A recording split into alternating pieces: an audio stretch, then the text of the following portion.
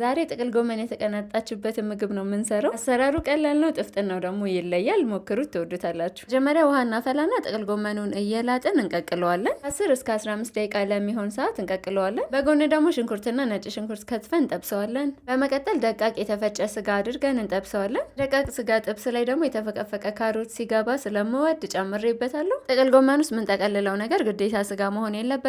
አትክልት መሆን ይችላል፣ ሩዝ መሆን ይችላል።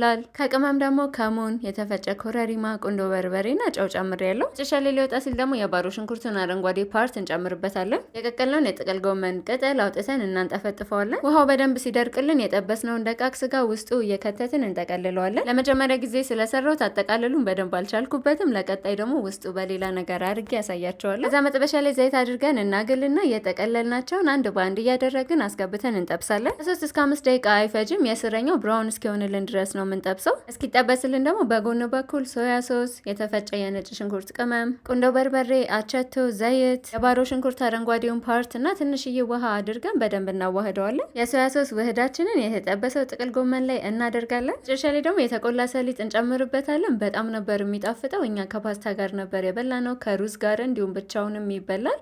ሞክሩትና ኮመንት ስር ደግሞ ስትሞክሩት አሳውቁን። መልካም ማዕድ